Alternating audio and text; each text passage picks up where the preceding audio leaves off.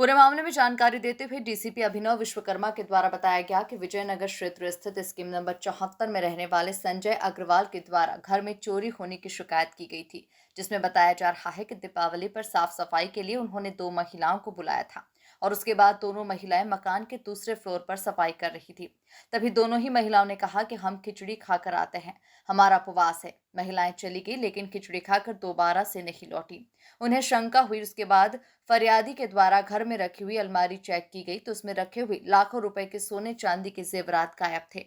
पूरे मामले में पुलिस को शिकायत की गई। शिकायत के आधार पर पुलिस ने तमाम सीसीटीवी फुटेजेस खंगालते हुए राजस्थान तक पहुंच गई और वहां के कई गांव में घूमकर दोनों महिलाओं के फोटो, जो कि सीसीटीवी कैमरे में कैद हो गए थे, वो दिखाए गए।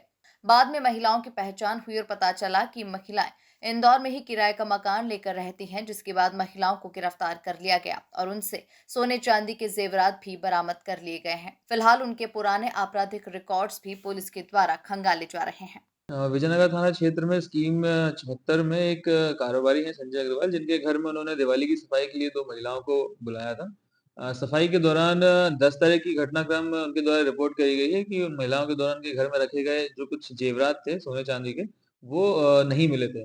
इसकी रिपोर्ट उन्होंने थाना विजयनगर में करी थी। इसके पश्चात में उनके घर के आस-पास के फुटेजेस देखे गए और टेक्निकल सर्विलांस के माध्यम से 2 महिलाओं को चिन्हित किया गया, जिसके बाद उनकी जानकारी लगी कि वो दोनों महिलाओं बांसवाड़ा राजस्थान और डूंगरपुर राजस्थान की रहने वाली हैं, जिसके पश्चात थाना विजयनगर की टीम लगभग 3 से 4 दिन तक राजस्थान में स्टेशन्ड होकर के उनको मॉनिटरिंग किया।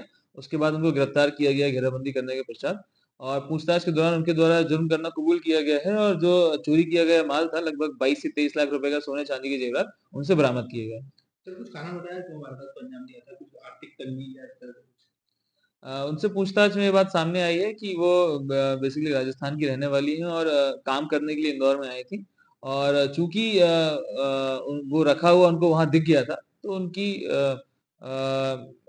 नियत बदल गई और उन्होंने कर लिया, ऐसा कुछ प्री प्लान्ड नहीं था उनका।